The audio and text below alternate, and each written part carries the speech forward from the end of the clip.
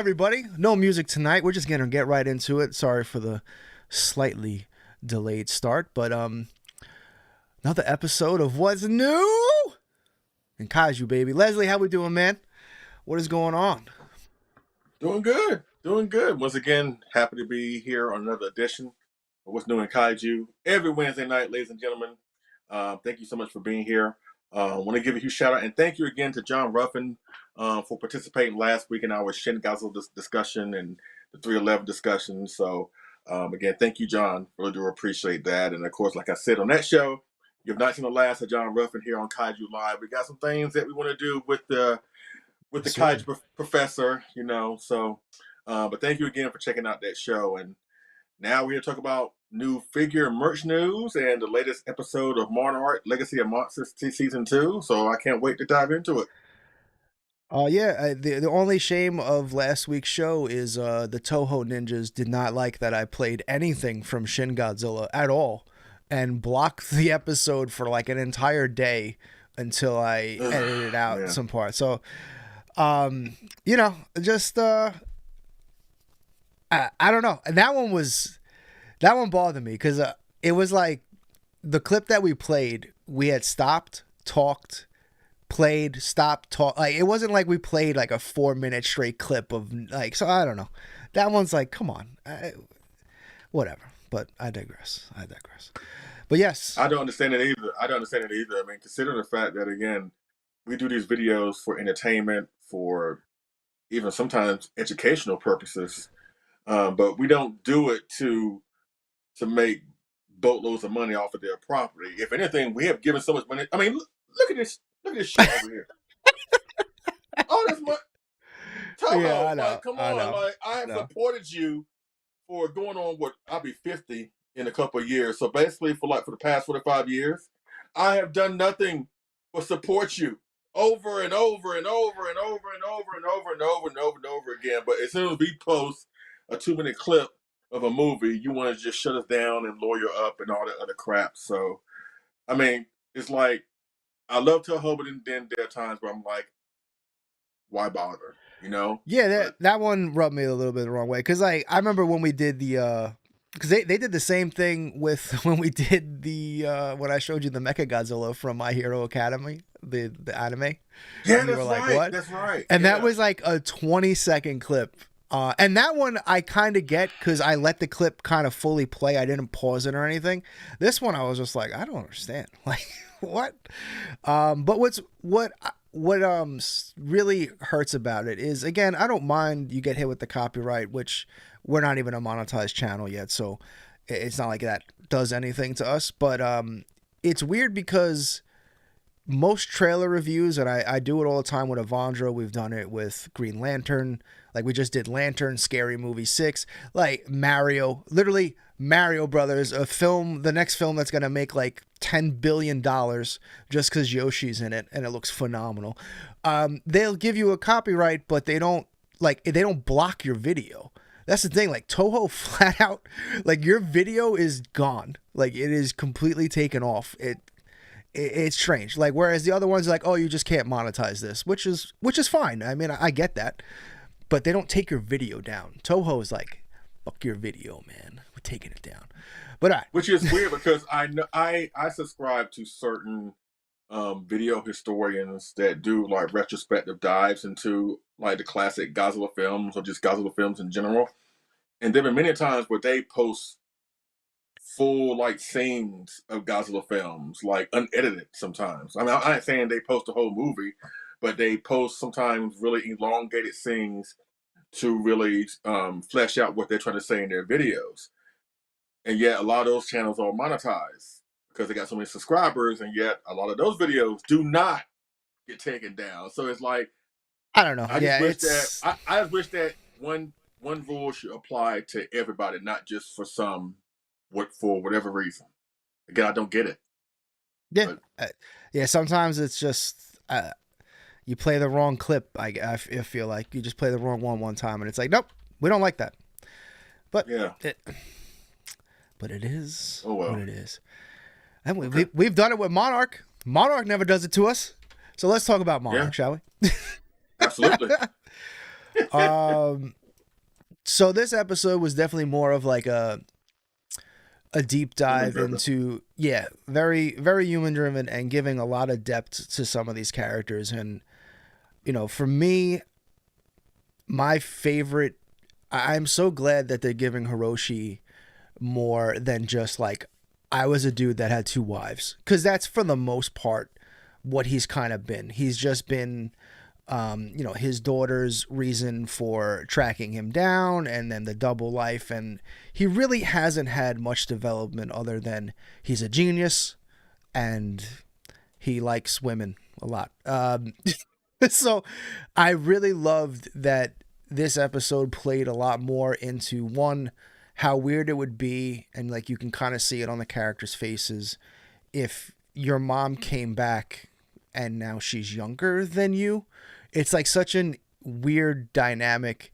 And I love seeing that play out. And then, but there was one line in particular to me that really stood out when they were talking about, at the end there, when the device is stolen, and we'll get all into it. I just wanted to bring up this one specific character thing that I really loved, is one, just giving him more development. But there, you know, the device gets stolen, and the mother is Keiko is trying to come up with some kind of solution, and it always just involves Monarch, and that's when Hiroshi kind of loses it, because he gets it, you know, why his dad basically left him. And I love the line that he says, like, do you ever wonder why I have this accent? And it's like, because I wasn't raised by Billy. Like, you know what I mean? I wasn't raised in America. Like, he sent me to Mimi, and that was it. And this is why, you know, so, and like you can see on Keiko's face, like it, like that was all brand new. Like she couldn't believe it. But it's like, yeah, you know, and so what character thing for you hit you the most for this episode? Because again, very character driven episode, which I thoroughly enjoyed. I know there were some people that were kind of critical of the fact that we, you know, got little to no kaiju action in the episode, and still people are still complaining why Godzilla has not shown up yet. And it's like, can we just enjoy what we're getting so far? I mean, because at least for me, the human story is very, very engaging. From a character perspective, that was one of the things I wanted. I wanted them to dive into why Hiroshi had two lives, basically, and you kind of see how, you know, the sins of, you know, I guess the mother, you know, kind of like transcends on to the son, even though they didn't know about it yet. Um, but you can tell, like there was something going on, like something happened in between Shaw and Keiko. You know, you got glimpses of it in season one, but it seems like so far as like when they look at each other, you can tell like they have this incredible look of guilt on their face, and it's like, and you want to learn more. So, and we gradually are learning more. So from a character perspective, I would say, I don't know, because they're all engaging, but I thought it was a character flaw for Billy to just leave his woman like that in the presence well, of another man. I mean, I get why he did it, but so I, you know, I don't know. that's I think going to be a thing that really comes up in the next episode, because you know, so how, again, this is a full review discussion, spoilers. So if you have not seen episode 3, 1, it's like been almost a week, so what the fuck, and then 2, stop listening. But you know, Okay. it opens up with, you know, with Lee and Kyoko basically, you know, having a little tango, if you know what I mean. And it ends up with she calls it off. They could never do that. Even though she recognizes she loves both, which again, a parallel to Hiroshi, you know, that she's going to stay with Billy, and she gives Lee this final letter saying so. So I am 100% predicting that Lee is actually, Hiroshi is actually Lee Shaw's kid. And that is why Billy did what he did. Which, I mean, god damn, we're talking like this is not like this. This goes beyond like love triangle. You know what I mean? Like this is some serious. But I honestly like I get that letter, but what would that be enough to just abandon your child? So I feel like because Billy is, I wouldn't say a scientist, but you know, he is clearly in that kind of field. I would not be shocked if he saw that letter, got a DNA test, and was like, "Fuck this," and he just bailed. Because otherwise, I just can't think of anything else other than Billy's just the fucking deadbeat dad, which I kind of really like that character, and I don't really see him kind of being that guy. But again, he is so obsessed with his work, and that is again what Hiroshi brings up. Like all he cared about was Monarch. That maybe he is. That is who he is. But I think that sex scene has a little bit more to do with it. A little bit more to do with it. I'm misremembering. I'm not saying you're wrong. I could be. In the first season, didn't she already have the child before she got with Billy, or did she get pregnant while she was with Billy? I could have sworn that he says that he took over as like stepfather because the child was already here because her first husband died a long time ago. Well, if that's what happened, if that is the case, then everything I just said, throw it out the window. I'm gonna go look this up right now. I'm gonna. But even if that is true, they still slept together. They were supposed to be these three friends, and I guess Billy, by him running off and doing his thing, thought he could trust Shaw, with Keiko. And I mean, put yourself in his shoes. If you leave your wife with your coworker for whatever reason, you find out that they were doing the do, like how would you feel? I mean, Okay, you are correct. You are correct. Okay. So then that also would explain. So then the letter means it. So okay, Hiroshi is clearly not either Billy or Lee's dad. So well, damn, my conspiracy theory is gone. Look at that, just gone like that. Thank you, Google. No, I mean, but it does. But it makes you intrigued as to, again, him find out that they slept together. Granted, that's a horrible thing to find out when it comes to your spouse, but I still don't see that as a strong enough reason to abandon a child. So there has to be something else. Oh no, I think it's just that. Now I just think it's just that. It's just, I stepped in as your, stepdad to find out that, I don't know, man. So yeah, between his love for Monarch and then getting that letter, I guess he just was like, yeah, I'm good. Yeah, and plus the child did consider Lee his uncle, so that's even more personal, But again, the human story was really engaging. That's why I'm glad we're having this conversation. It was really, really engaging. On top of that, one of my other takeaways, there was a few. There was a Mothra reference. When May was on the computer, it says, yeah, it was on the computer. It said Titanis Mothra in New York City. So apparently Mothra was either somehow recently or whatever, Mothra was near New York City or spotted in New York City, whatever. There was also a little icon on the computer underneath the Titanis Mothra thing of Outpost 32. And we know what outpost that is. Yes, sir. Antarctica, King Ghidorah. So that's a King Ghidorah reference, right? Not to mention, her work for Apex, obviously, and what that device is obviously going to lead to the MonsterVerse Mecha-Godzilla. But the biggest thing that to take away from me is that they name dropped Godzilla so much in this episode that I believe that he's showing up in the next episode, or at least the next two episodes. And plus, there was that leaked footage before the season came out of Godzilla in Tokyo. The current story takes place in Tokyo. Yeah. So I think between next episode and next week, Godzilla's gonna finally show up. So. Oh yeah, no, I think you nailed it right on the head. No doubt about it.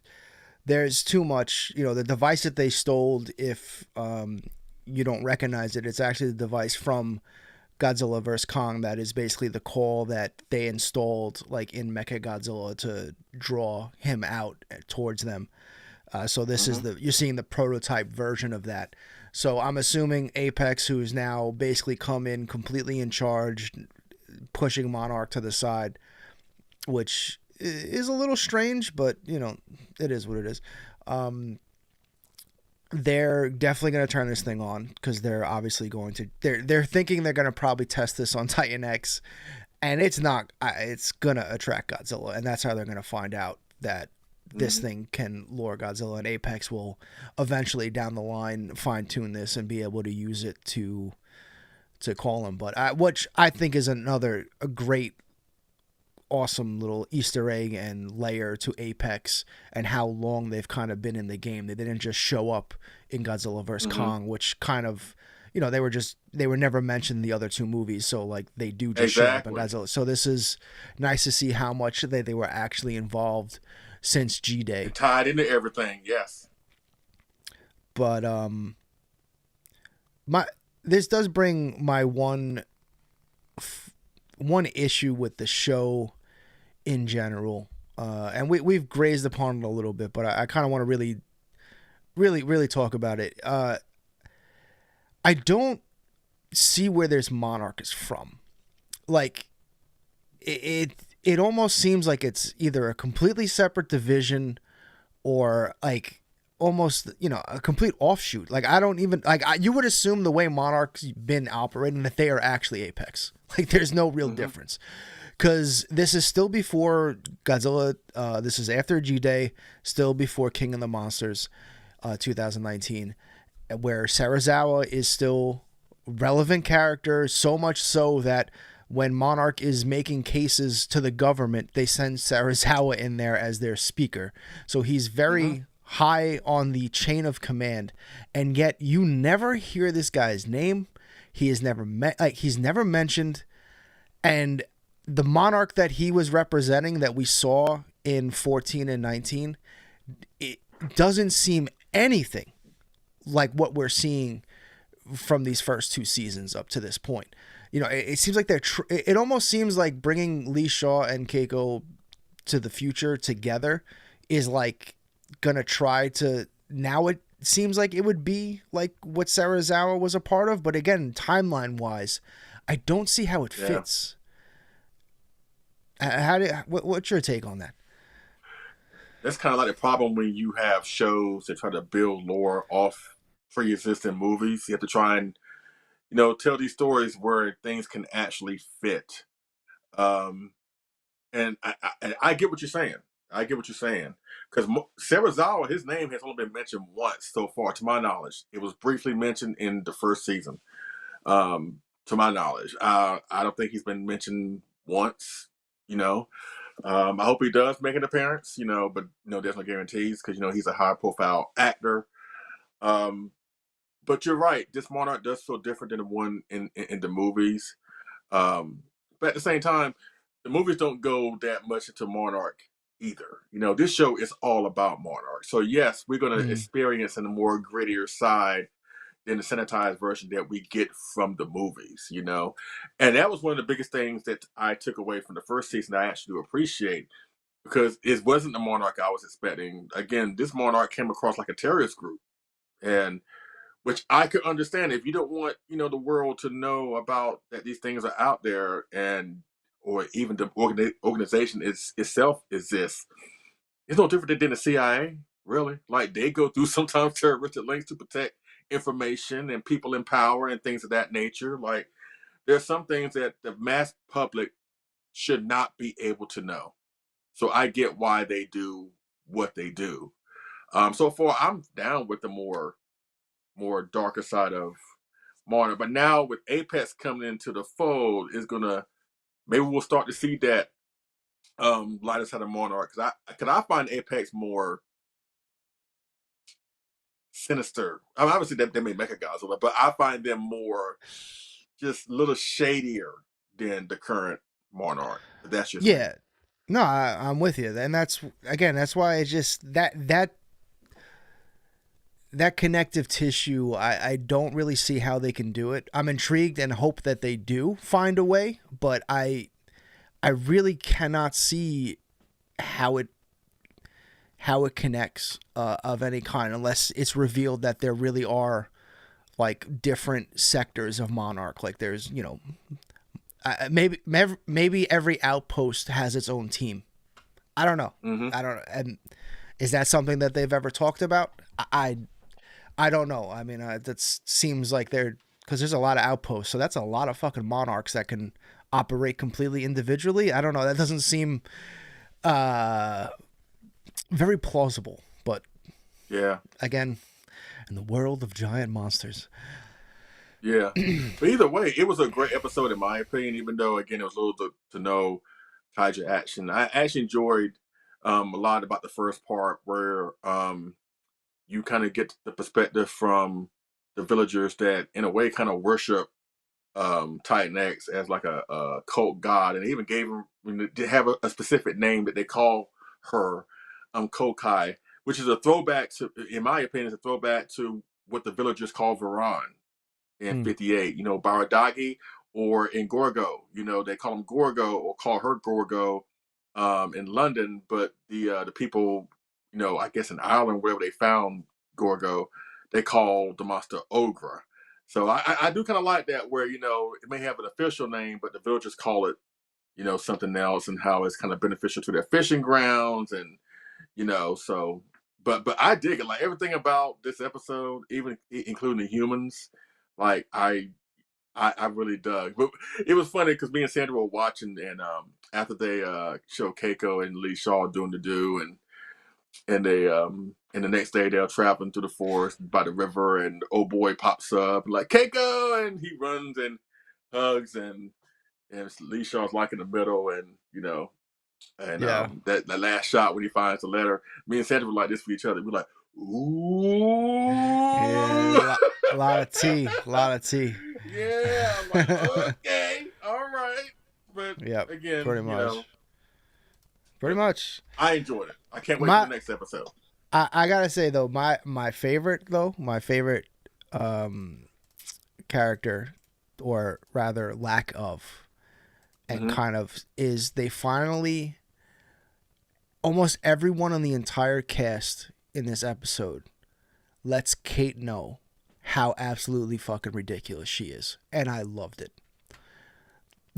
Like, she is just in that zone of like, nothing is good enough. Nothing. It doesn't matter that you saved Lee Shaw, which is what you wanted to do. Now it's just something else that you have to focus on, because she just has it in her mind that she cannot be happy. And I love that every character she came across in the episode, even the chick she was trying to hook up with in the bar, came to the realization of like, and I flat out, this is a direct quote, you need help.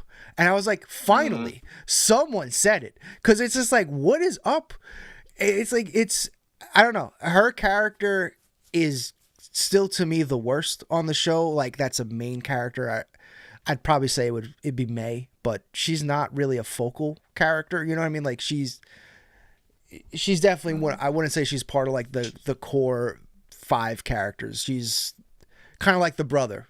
Like, the brother's kind of in the background. Like, he shows up, he does some stuff, but he's not the main guy. So, to me, she's been the worst. So I really appreciated this episode, where everyone on the show basically also acknowledged that she is the absolute worst. And I really enjoyed that. You know what? I can understand that. I can understand that she can be insufferable sometimes. But considering what she's been through, you find out that your dad is. But then again, she was like that before she found all this out. So what I mean. I just hope like, at some point, I hope at some point, she does a turnaround where we can at least look at her in a positive light. But I do understand how she's really guilty, because she was responsible for releasing a new dangerous Titan into the world. So I'm sure that could weigh a lot on a person. It's still not enough for me to say I like her. Yeah, Right exactly. now, it's still just, it's like, I don't get it. Like again, there's not enough there with her character where it's just like, because again, everything that she's wanted to do, she has succeeded at. So it's just getting to the point of where it's like comical, like, why are you still this just pouting constantly? And anytime anyone tries to talk to you, you just try to go doom and gloom. It's like, God, such a buzzkill, Kate, get out of here. Like, you know, like, and I feel like that's how every character finally got. It's like, you know, you wanted to find your dad. You found your dad. Like, you knew he was leading a double life because you found all this stuff out. Like, so, and then what? Because his answer wasn't good enough? Like, he didn't really have an answer. He loved two people. You know, what did you expect him to? Like, what kind of revolutionary thing did you think he was going to say? He had a work wife and then a non-work wife. That's it. I don't think he apologized, though. I think when he told her the answer, I don't think he showed any, like, really any remorse or, because, you know, I mean, granted, she did ask when they were trying to bring Shaw back on Skull Island, where a giant ape was walking around, you know. Yeah, he almost died a couple times. No big deal. Yeah, so her asking that question was kind of like inappropriate or like in the inopportune time. But I mean, I get it. I still somewhat have a little bit more of a soft spot for her, even though she is insufferable, because she has been going through a lot. Is that an excuse to justify her behavior? Absolutely not. But I feel like everybody. I feel like I'm Daredevil. I feel like I'm talking to the Punisher, where I feel like everybody has some goodness in them, including her. Hopefully, we'll see that towards the end of the season. But one last thing I want to talk about, takeaway, because again, they in the story, Tim goes to May to get her to work for Apex so she can be a mole for Monarch, right? And she's getting all this information, and she finds out, you know, that Apex people were there to steal a device before Shaw and everybody could get there. Where the idea is for Monarch to be one step ahead of Apex, I think Apex intentionally went after May to keep her under surveillance, because I think they know that more likely she will give off information to Monarch, and we use that to blackmail her into probably further participate in the Mecha-Godzilla project. That's my prediction. I think Apex already knows, and they're one step ahead. They might be, because they basically did that to capture the device. Yeah. Like they knew exactly where they were. They didn't report them to the police on purpose so they can absolutely follow them the whole way. Like, they weren't concerned. They were just like, we'll find them. Yeah, and plus that girl that hired her the first time, that they gave her a seat on the helicopter, like in the first, the representative from Apex, where she interviewed in the last season. She made a point to let her know, like, look, you burned me once, so I'm sorry. People don't go out their way to say that you burned them unless they have it in their mind to get back at you at some point. So that's where I got that from. Like, I highly doubt she's doing this out of the kindness of her heart. I think it's a means to an end, because she knows what she's going to do, or have an idea what she's going to do. So, yeah. I still do believe that she is going to be the one that either finds the way to create the like Mechagodzilla, so to speak, or designs the programming to do that, like whether she gives it up willingly or it's stolen from her. I do think that is her role in all of this. Or again, maybe we actually see Serizawa's son show up. I was going to say that. Like, if we can't get the dad, can we get the son at some point? I mean, that's very possible. That would actually be awesome. I would love to get the son, if we towards the end of the season, or definitely for season 3, if next season. If Monarch turns into more of an Apex season, that would be pretty cool. But yeah, not a lot of that too. Yeah. But yeah, not a lot of monster action, but I did dig a lot of the stuff. I know, I don't know. You can't please Godzilla fans these days, it seems. No one's ever happy. It's like everyone loved the first 2 episodes because they were very well balanced, or I would say even the first episode had a ton of monster action for a television show. But again, what I enjoy about these episodes in comparison to the first season is they don't feel like the story that they're telling and the development that they're actually giving these characters. To me, I enjoy them. I don't consider them just filler throwaway episodes. There's a lot of stuff happening in them that I enjoy. And honestly, Titan X is the shit. I think next week we might be talking about, or did we actually want to discuss that tonight? Wasn't it like a top 5 of female characters or something like that? I think Titan X might be in my top 5 out of nowhere. Or you know what? Let's save that for next week. Let's save that for next week. Yeah, because I do want to take some photographs of I want to take some photographs of some of my favorite female kaiju collectibles. So yeah, we can do that next week. Ooh, get the collectibles involved. Speaking of collectibles, I should have had an incredible unboxing for everyone tonight, but the goddamn Postal Service decided that they needed my signature. How dare they? How dare they? Why couldn't they just ring my Ring doorbell and accept me digitally over remote to say, leave that shit? You know why? Why? They wouldn't do it. So instead of opening up the Jack of the Dust gigantic Godzilla bust, the Sofubi version, which I like to just say it's the Burning Godzilla or Meltdown Godzilla, we're going to say that for next week. So it is what it is. But moving on to some collectible action. Do you have a preference on what we start with, sir? It don't matter. I'm fine with either way. All right, I'm gonna surprise you then. Please do. Oh yeah. Yes. I'll get it on the screen eventually. Don't worry about it. It's gonna happen. It's okay. Actually, you know what? Quick question. What is what's a pre-order that you have that you're most anticipating to finally get? That's a good question. Because I'm not doing a lot of pre-ordering these days because of the tariffs. That's what I mean. So I know it's gotta be juicy. Yeah, because if I do get something, I normally probably get through the Godzilla store where something drops, but that just depends. But I didn't pre-order it, but the one thing that I'm definitely most looking forward to, and supposedly dropping next month, the X Plus 25 centimeter Godzilla Jr. I'm looking forward to. Okay. I'm looking forward to, and you know what? I know we're gonna talk about Junior momentarily, but I'm just glad that he's been getting a lot of love from different various companies. You know, I mean, better late than never. Would have been nice had you done it last year when he had an anniversary, but again, better late than never. And again, it's not just 1 or 2 or 3 companies. Speak of the devil. Exactly. And he shall appear.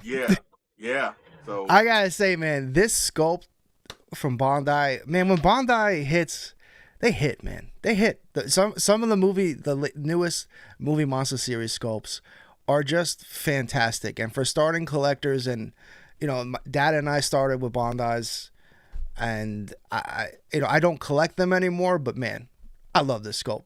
And especially the eye on this. I dig it. That's so Junior. You know, a little tail action, you know, get the backside, you know, get his good side, you know what I'm saying? Again, Bandai has been stepping it up with their quality in terms of the sculpts, you know. Like we say many times before, they come across like little mini S Plus figures, not all the way there, but close enough where they don't come across as toyish as they used to look back in the day. So they improved on the sculpt, the paint job. It's just the prices are just insane. Just depends on where you go, but yeah, I'm definitely going to try and grab this either online or maybe I'll try and grab one at G-Fest. I'm sure he'll be out by then. And then one of the speaking, since we have Junior, I think, you know, Hiya continues to kill it, and god damn, their new Destroyer looks. I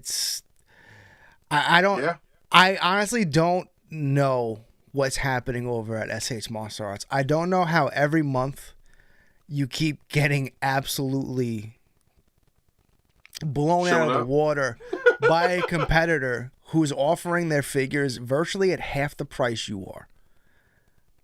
And it's consistently. It's not like, it's just their Godzillas are cheap. Like I think there's been a couple now that are over $100, but it's because they're tremendous. Whereas those same size figures from SH Monster Arts are costing in the $250-$300 range. Yeah. It's not even like look at this sculpt. Look at this, great. unbelievable. And one of the things from Hiya too, from all the figures that the biggest knock on Hiya is like their pre-order. The pre-order window to at your door is it's a long wait. But when you do get it, their figures look almost exactly as their prototypes. Like the paint apps. Right, yeah. It's not like SH Monster Arts where half the time the paint app on the faces and the mouths and stuff look like, it's nothing like the prototype. I mean, the eyes are crooked. So it's like, I don't know. I really wonder what happening over in the SH Monster Art department where they're just like, yeah, we're going to keep doing this. I mean, clearly people keep buying them, but I mean, this company at some point, if they do every figure, you're going to replace every single SH Monster Art you have with the Hiya version. And their articulation's insane. Have you seen any videos on the Godzilla 91 tail? When you get a chance, or I think Rich, Mr. Fresh Vinyl himself just finally got it. Because again, Hiya pre-order window to your door is a very long window. I think he just got it. And dude, the tail articulation is absolute insane. I'm talking like full curves. He can stand on his tail. Like you can literally curve him down and like he can like make a U, like a question mark on the ground, and he'll stand. Oh, for real? Okay. Dude, it's crazy. Action, I think Action Creature actually has on YouTube has a video on it. It's superb. And meanwhile, an SA's Monster Arts tail, half the time, you go like this and the joints pop out. Right, yeah. It's like, so I don't know, man. Hiya's killing it. And I don't collect articulated figures, but honestly, man, I'm starting to consider possibly getting into it, considering I'm downsizing and stuff. And these figures look awesome, absolutely awesome. Just the price points are really, really good. That's what I mean. Between bang for your buck, I don't think anyone is doing. Between what Ichiban's doing and Hiya's doing, they are dominating for bang for your buck products right now. I will agree with that. Because the Ichiban stuff is really, really good too. And again, it's a lot of bang for your buck. And they're, again, like many S Plus figures, even more so because they're sculpted really well. The detail is there. The paint jobs are there. So I wholeheartedly agree with that. Like I've been seeing a lot of people really been high up on Ichiban and Hiya, and Hiya's been kind of exposing SH Monster Arts, and but there's some people that's gonna ride or die with SH Monster Arts, and that's fine. But it's nice to have that variety out there where if you don't want to go with SH Monster Arts, you can go with Hiya, or because NEC is not even in the game anymore, so it's nice to have that diversity where you can pick and choose. That's what Hiya kind of reminds me of, though. Like you kind of have that NECA price point. Obviously, it's NECAs are like $20-$30, so these are a little bit, but $50 for half of these figures, $55, like, dude. Some of the Bandai Movie Monster Series aren't even that cheap. You know what I mean? And they have no articulation, and they're the same size. Right. So it's they're killing it. Speaking, but have Hiya done anything Showa related? Like I've seen like Heisei and obviously Heisei and obviously Millennium, but I'm a lapsed fan at best. Like I don't know anything about Hiya. I know more about SH Monster Arts, but not as so much as Hiya. Mm-hmm. But has there ever been any Showa related Hiya monster collectible releases? I don't think so. Not yet. Is there a reason for that? Does SH Monster Arts have the contract for just Showa? I was gonna say they might, because SA's MonsterArts for the longest time didn't do Showa stuff. And now they're rolling out all their Showa, so that might be where they're like, hey, you know, it's just us doing it. It's just us doing it, and you guys can do the stuff we've already done, but we got dibs on the Showa stuff. So I don't think it's going to be off the table but I don't think, I think right now I would be surprised if we see a Showa anything from Hiya. But I mean, honestly, if their Destroyer looks that good, man, can you imagine what that space Godzilla? Give me that shit right now. Yeah. Give me that shit right now. Have they done Biollante yet? Has Hiya done Biollante yet? No, that would be another one too, because again, their articulation is so good. I can't even imagine the articulation on the vines. Yeah, it would be incredible. It really would be. Yeah. So I'm looking forward to it. Fix one thing here. Do.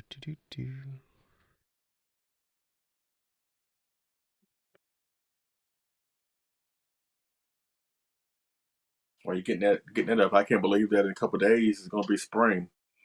We're moving out of the winter, and now we're ready for the pollen and all that stuff. I'm ready, man. I'm ready. I'm sick of this daggone cold weather. I've had my fair share between the multiple ice storms for the past couple of months.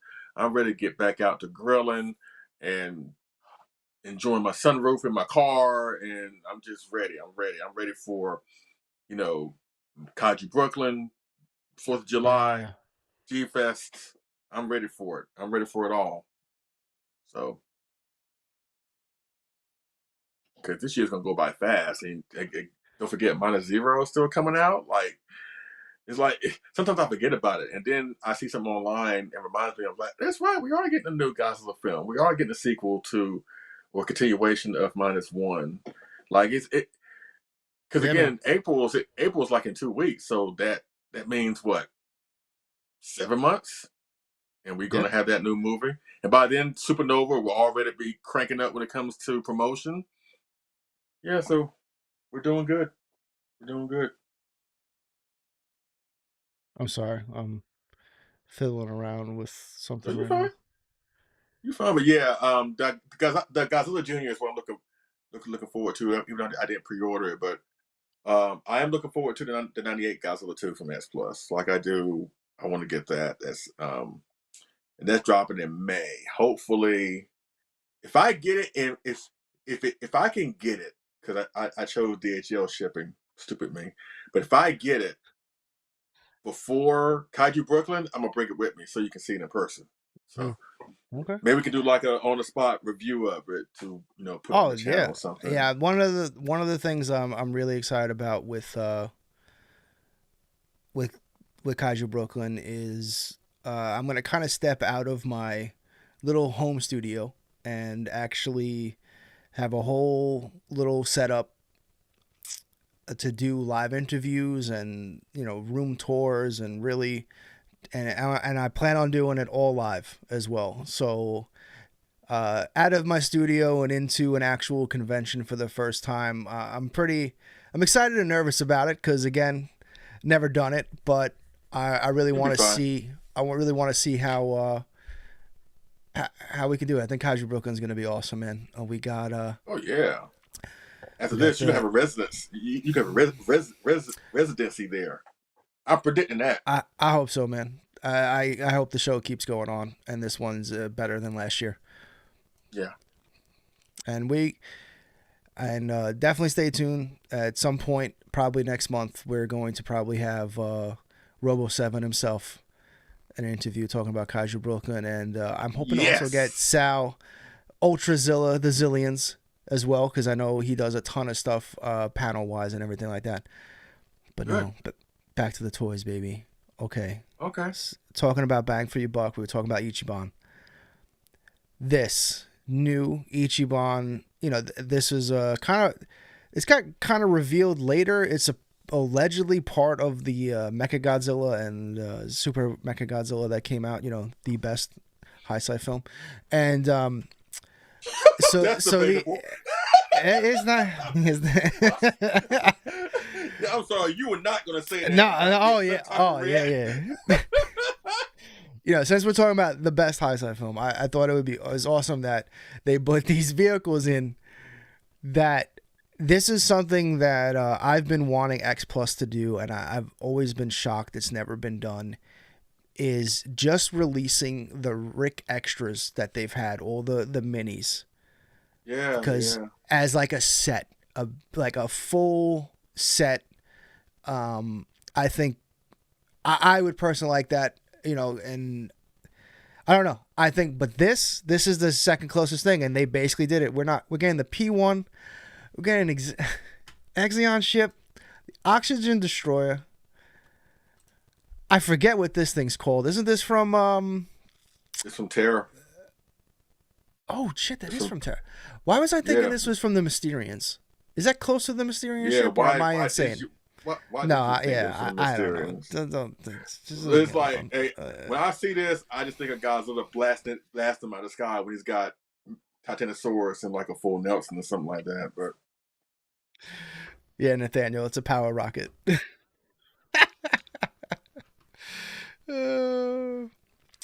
But and what is this? Is this from Mecha-King King Ghidorah 91? King Ghidorah 91. That's a time machine where they use to transport the Godzillasaurus off the island, and they go back and forth in time and all that good stuff. But basically, all these things are absolutely needed, because I thought that, you know, you mentioned S Plus, and now like the P1, the Planet X spaceship, right, or the time machine from King Ghidorah 91.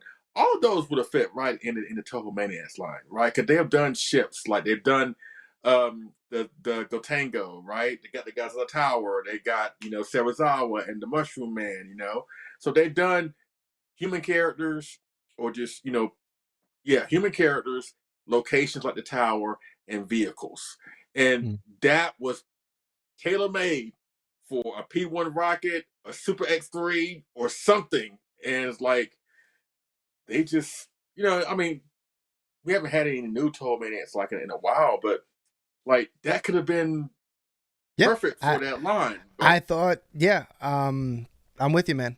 I thought the Toho Maniacs they were gonna start giving us vehicles.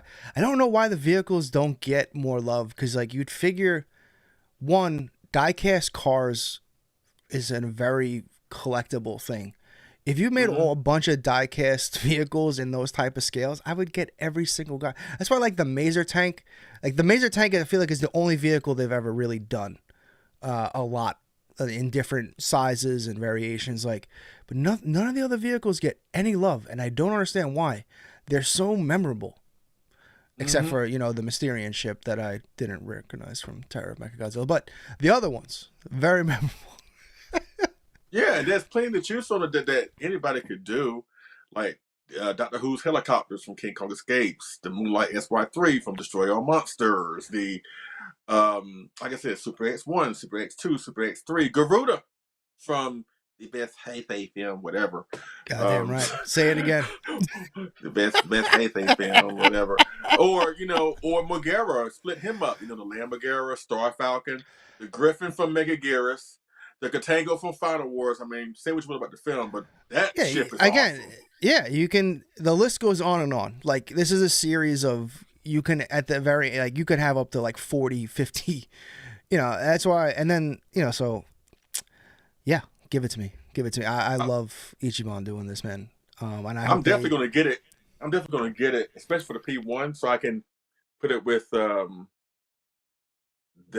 my Monster Zero setup right there, because it was basically a 25, 30 centimeter scale. So that rocket should fit right in with Rodan, Godzilla, and King Ghidorah. So can't wait for that. And then we had a kind of a monster teaser. Again, it's not officially announced, but Lego put out this. This was found in a magazine. Now, I don't know who that fine looking lizard guy up there is, but that sure as hell looks like Godzilla to me. Yeah. So again, this wasn't something to reveal or anything like that. This wasn't a, hey, Godzilla set's coming, but this sure as hell looks like it's going to, as a teaser image of some kind. Because Mecha-Godzilla. But that's any kind of, like, just the fact that Lego is going to be, and I do not collect Legos, and god damn it, I'm probably gonna have to. If they do, like, I can't not get it. I would just love to actually build one up. I've literally never built a Lego set. I've always been fascinated by it. Actually, a manager at work, his office, he has a ton of them, and like, oh, for real? Okay. They're awesome. Like, he has the Batmobile, he has the freaking the Enterprise, USS Enterprise. Like, he's got some stuff, man. So yeah, if they put out a big Godzilla or a big Mecha-Godzilla, like, yeah, I'm gonna have to bite that bullet. It just, or what you can do is play it off as if Abby or Addie wanted. Like, don't you want that, baby? You know you want that, don't you? Yeah, I'm gonna get it for you. That's what I do with D for reals. But yeah, I mean, look at that boy. Who else could that be? Yeah. There very distinctively looks like the Big G himself. Absolutely. All right, what else we got? It's like Toho's like making that money, man. They're like, we're gonna use this license we're gonna get as much money as we can. Might as well, if you can do it, go for it. Hey man, that's right now is it's capitalism, what it is. Yeah, no, I get it, but right now I just wish this was happening when all of the other world stuff wasn't happening. That'd be nice. You know what I mean? Like, this should be right now, as a Godzilla fan and as a Godzilla collector, this should be like this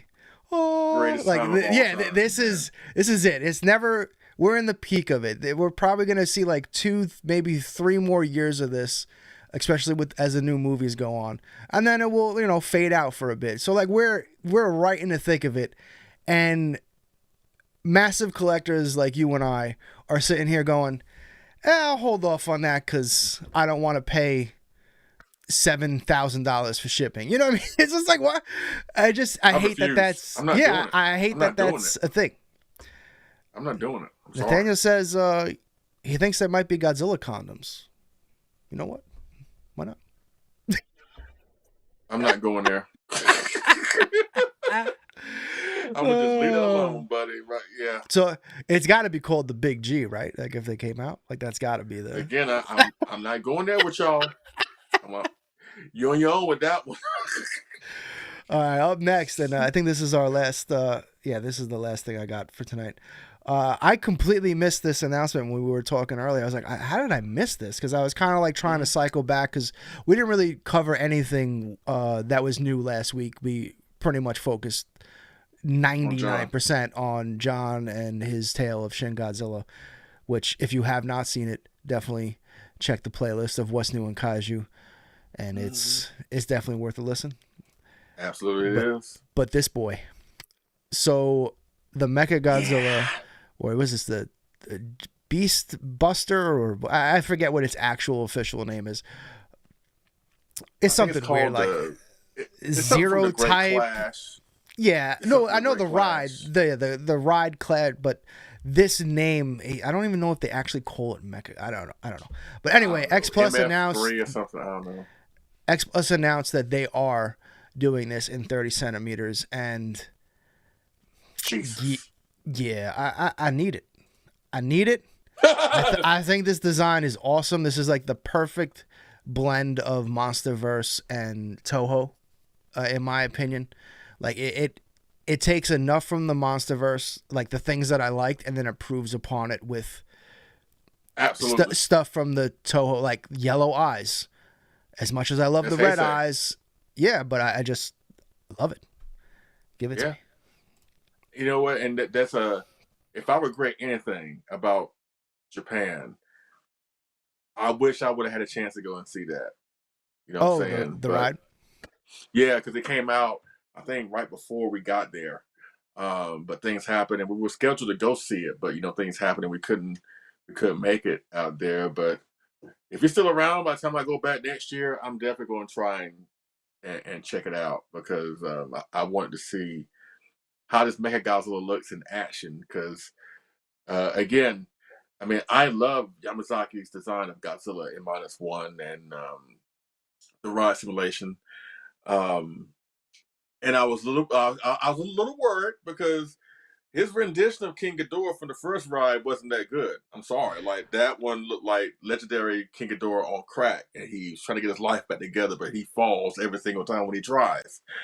So when they announced that they was going to do Mecha-Godzilla, I'm like, okay, you struck out with King Ghidorah. Like, don't strike out on the other favorite villain that I love from this franchise. And I have to say, he did a great job with that one. So I do want to own a representation of that. So hopefully, Yeah, you know, I can get it without having to pay an $8,000 tariff on top of it, but we'll see.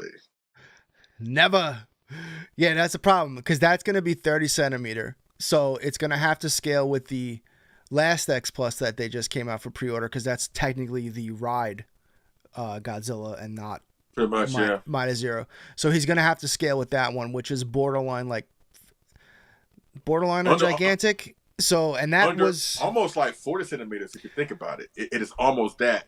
Like, it is abnormally large for a 30 centimeter, kind of like the 67 or Hedra, the 30 centimeter Hedra. He's abnormally big for the 30 centimeter scale. Minus one is no different. So I expect Mechagodzilla to be the same. I didn't see the simulation, so I don't know if Mechagodzilla is the same size as Godzilla or he's a little bit bigger. Either way, I'm gonna try and get it. There's another one I'm most looking forward to this year. It does scare me though because if I recall correctly, we were discussing how ridiculous the price is for the last one. Wasn't it like over? Was it over $400 or was it $350? Was it $450 or $350? What, for the minus one? The ride minus one or whatever. The one that just came out a few weeks ago. I can't remember. Oh, the famous sculptors line. Oh, the one with the one that looks very similar to the famous sculptors line. Yeah. So we were talking about that price. So if this is going to scale with that, it's going to be a very expensive Mechagodzilla. You're probably looking at I'm guessing $500 to $600. Anything less than that would be like a miracle. I'm just being honest. And this is why shipping and tariffs, they're gonna get you. So. And this is why I jumped on that Jack of the Dust Godzilla bust, because it's tremendous, and shipping was included, and it, I'm very happy with the price point, and I cannot wait to go to the post office tomorrow and collect it, and then I will unbox it. I won't even open it. I'll save it for next Wednesday, so it's a real reaction. Oh, okay. Yeah. That's the kind of guy I am. I'm just joking. I'm totally opening that shit. I was about to say, you gonna wait a whole week no fucking chance. But I definitely will have it on the show. Yeah, you had me going until I thought about it for more than 3 seconds. Like, wait a minute, you're not gonna wait no damn 7 days. Like, so you mean to tell me? I'm picturing in my head, you're gonna walk past that box back and forth as you come in and out the house to go to work, and not want to open it, even when you're on your day off this weekend, and you're gonna look straight at it. You're gonna like, you know what? I'm just wait until Wednesday. Really? Speaking of pre-orders and whatnot, the official last pre-order for Kaiju Live finally has arrived. I just got it in today. I forgot about it. It's the Mezco 1954 black and white Godzilla articulated figure with the rubber skin. Okay. Excuse me. That just came out. You're starting to see some reviews of it. I just got those. I will go through my orders because, again, it's like 2 years backlogged. I completely forgot about it. So if you did, how big is it? It's got to be. It has to be like over 8 inches. It has to be because a case, I get them in cases. It's only 2 in a case, so it's not like. You know what, let's look it up right now. Let's give the. Come back and say it because I never seen it. I'm looking it up right now. You said Mezco Godzilla 54, right? Okay. How tall is this bad boy? Yeah, approximately 8 inches tall, 12 inches long. Oh, okay. I see. So it comes with 6 hands, a plane, and some. Yeah, some build. Accessory wise, it's great. So if you did order with Kaiju Live and remembered that you ordered from Kaiju Live, I will be getting these all together and get these out to you guys. But yeah, I got to go through. I completely forgot when the UPS guy showed up. I actually thought it was the Jack of the Dust bust, and then I got these Mezco boxes. It was like, oh yeah, holy shit! So this is the end of the Kaiju Live pre-order era has finally arrived, and the Mezco black and white Godzilla will be going out sometime this weekend. What? And that sucks because I've got some great stuff from you over the years, and like I said, that I know might be a sore spot, but that King Ghidorah is like my favorite. Hey man, you probably can see the Luto right there, and it was. I mean, thank you. I mean, I speak on behalf of everybody when I say thank you, Kaiju Live, for providing us with some great collectibles. Like you really have provided such a great service for all of us, and appreciate it, man. I can't thank you. Every time I walk into this room and I see that, or when I have visitors, and the first thing they see is that, I'm like, thank my best friend for that. Yeah, that thing is honestly still that Ghidra and the winged burning Godzilla are just insane. Tops. Tops. Like the only thing that I could picture even coming close to rivaling that, if I had it in hand, is just because I love it so much, the new poster coming out from Prime 1 of Godzilla vs. King Ghidorah. That would be the only thing I can think of that would, for me, when I walk into a room, be like, holy shit, what is that? Like, I need that. But, yeah, no, I mean, it was a great run. Obviously, Dad and I are still going to do an auction show. Actually, the first auction show of this year will be Sunday night. Yeah. We'll Dad and I are back Sunday night. Pretty excited about that. It's not just going to be a dad show. It'll be both of us. And, so we're still going to be doing auction shows. I'm going to be downsizing my collection, so I'll be putting up a bunch of my stuff here on Kaiju Live as well. And, there's still stuff at kaijulive.shop that it's in stock. I'm bringing pretty much everything I got to Kaiju Brooklyn. So, it's cool. But just because we're not going to have Godzilla stuff for pre-order doesn't mean there's not going to be some Evil Yujiak stuff for pre-order, which Kaiju Brooklyn might have some fun prototypes being revealed there. So I'm very excited about that in the works. So we might not have Godzilla toys anymore, or rather pre-orders, but we're gonna do some things. I'm very excited. Dad and I are very excited, but it's just hard as a small company to compete with all these extra tariffs because customers. Well, I don't want to say customers, but okay, let's just use Big Bad Toy Store, right, or Amazon. A lot of these things now. Or even, the U.S. Godzilla store, which is a great source now as well. Yeah. All three of them pretty much offer borderline free shipping. I mean, Big Bad Toy Store, $4, but I mean, it's usually just rolled in and it's very competitive with everything else. And also they have incredible customer service, just like Amazon does. So it's like you have these three sources that are able to handle any type of returns or any issues and absorb those kind of things. And they have the means of, because they bring in everything, they have the means of filling containers to make it more manageable for them to absorb the cost. Whereas like a small shop like us, you just can't really compete in that realm. So kind of just saw the writing on the wall, and it's like, customers kind of expect you to be able to compete with everything out there, especially in the online marketplace. And it just was no longer feasible to be able to offer, as a collector, I don't feel it would be right to be like, well, I have to charge this amount because I'm a small shop. Meanwhile, you can just go get it from anywhere else. For like, as a collector, I want you to get the better price. You know what I mean? Like, I don't want you to have to, because you either love Kaiju Live or me and Dad, like, I'm going to pay an extra. And it's like, I don't know.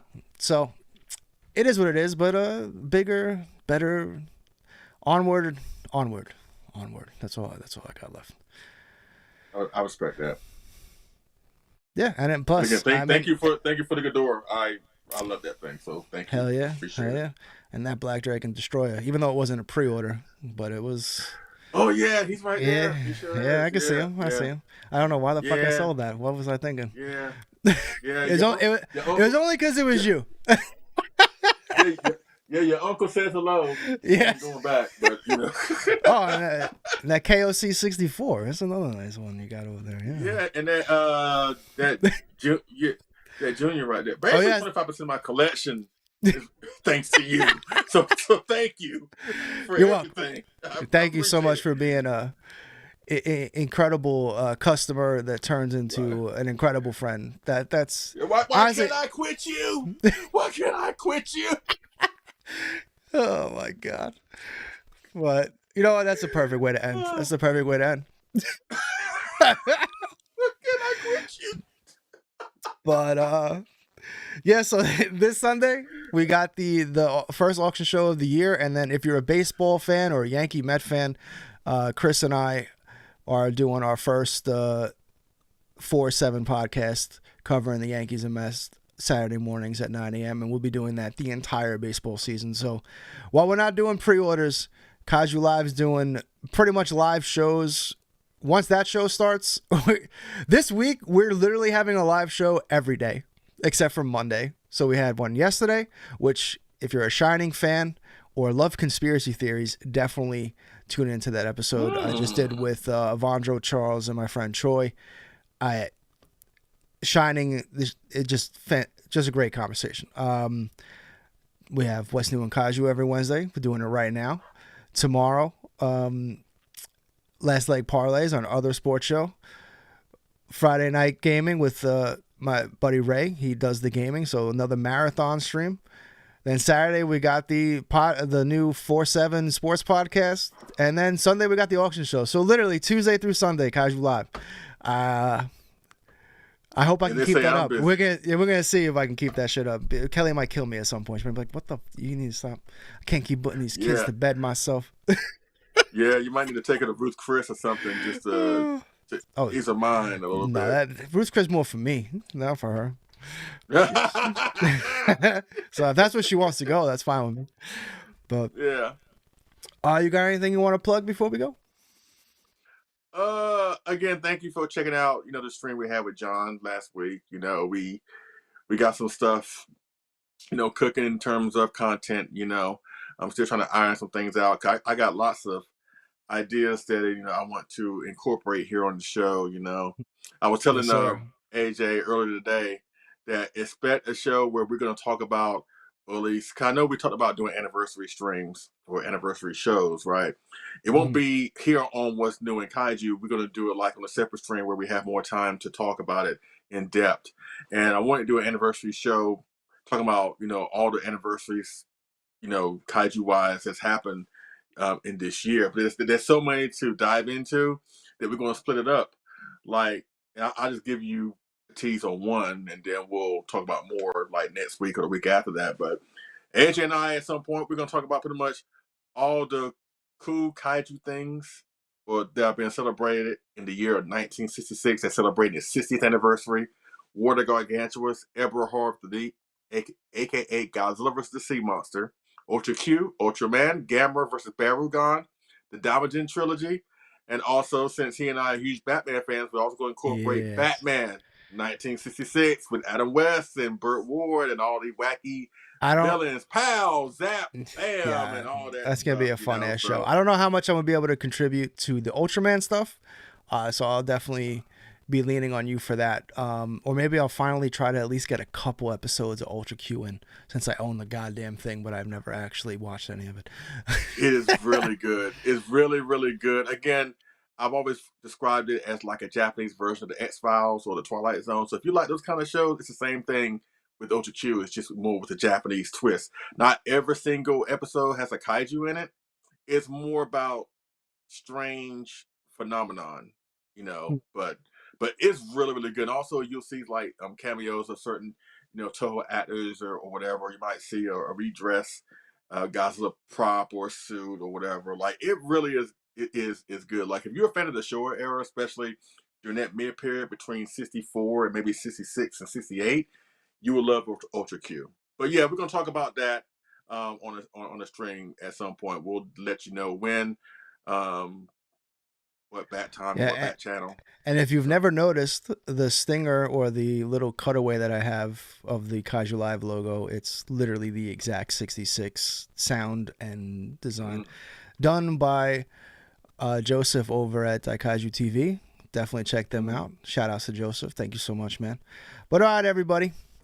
As always, like and subscribe and be on the lookout for more content from Kaiju Live. Have a great night, everybody. Peace. Good night, old chum.